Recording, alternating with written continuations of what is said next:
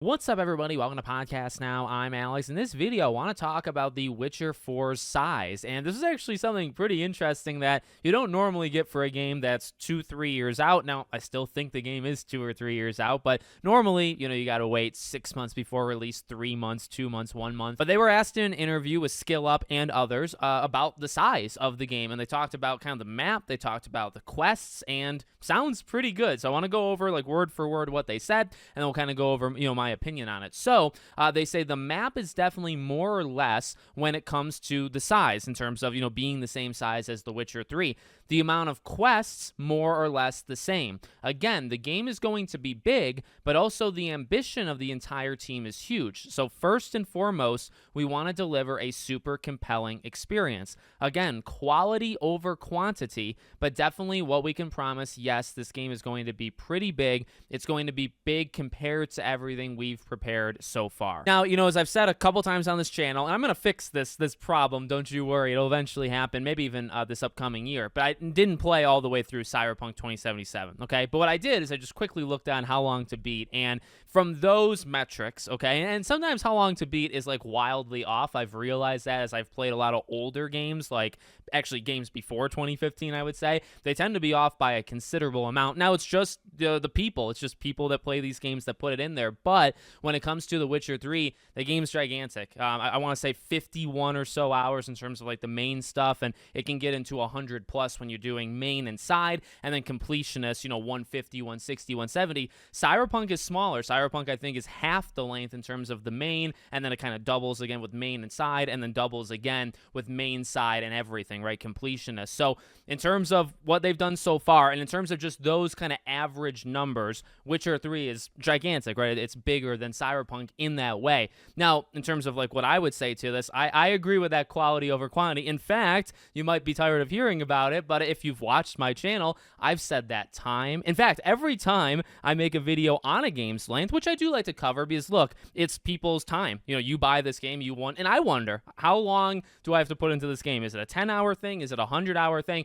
Now, I don't necessarily base that off of money. Like, oh, I'm not going to buy a 10-hour game for $60. I'm just not going to do that. That is not something I do, but I am genuinely curious, like a lot of the time, how long a game is. And so I know it's important to people, but I do always say quality over quantity, right? A 100-hour game is more than a 50-hour game, but is it better? And the answer is it depends. It depends on, is there a lot of fluff? And specifically, like I said, because I haven't played Cyberpunk all the way through, and I'll fix that soon, but I played The Witcher 3 all the way through, and I think a thing that many people would agree with, and why Witcher 3 is so legendary, and there's a lot of reasons why it's legendary, but one of the first things, honestly, that does come to my mind is just everything's good. When you're going around and you're doing side missions, when you're doing jobs, when you're doing any side event in that game, feels meaty. Now, it gets a little bit in its own way, especially kind of like the last third of the game when it just feels like there's 1,000 question marks, and a lot of them are like the under the water kind of treasure stuff. Like, that's where I think it goes a little too far.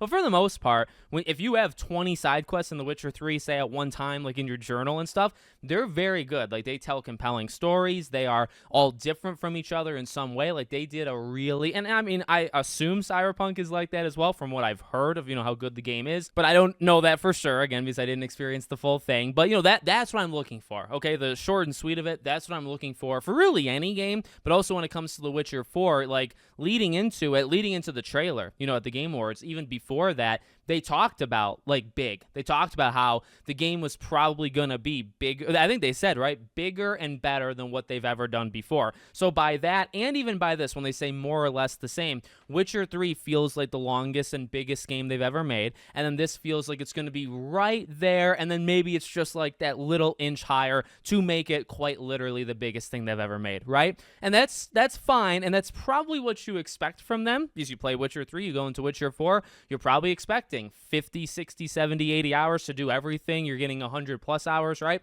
And that's what I think a lot of people have come to expect from them. But it's about, for me, and I think they've done a good job at this, unlike other games, it's about like actually being there. It's about them being meaningful. It's about, if it's 100 hours, is it 50 hours of fluff? Because yeah, that adds 50 hours, but if it's not engaging, well then you could literally, if you can cut it out and it's not, if it wasn't there, it wouldn't matter, well then it shouldn't have been there in the first place. And I think that's what they did specifically with The Witcher 3. I think that's what they overwhelmingly did a really good job with, is everything felt purposeful and everything kind of had meaning. Like you could do those side quests and really feel it. You could go around the world and really feel. I think like Red Dead Redemption, GTA, a lot of these, some of the better ones do it well. I mean, one of my favorite games of this year in Final Fantasy VII Rebirth, it's kind of the opposite. I think that game is a masterpiece in a lot of ways, but that game has a lot of fluff. That game has, the classic like towers where you go and it unlocks part of the map, and a lot of reoccurring missions that just aren't all that fun, that you have to go around and find things and stuff. And there's some elements to it that's good, like the combat's so good, and the exploration, like finding these parts of the world, are fun, but it is that repetitiveness. It is that stuff that kind of sneaks in to say, do you really need this? And if you say no, then it doesn't really need to be there, right? And again, I think that's what CD has done so well generally. So good to hear it. But again, as I will stick to what I've been saying for a while, like that gets me hyped. And when Witcher 4 comes out, that's like 100 hours. That's like a month of a lot of our lives. I think that's just booked, right? You immediately just give it over to The Witcher 4. It's still hard to get all the way excited because the game is still 2 to 3 years out. So, we have a little bit of waiting to do. So let me know what you guys think in the comments. Make sure, as always, you're subscribed to the channel, bell icon turned on, and I hope to see you all on the next one.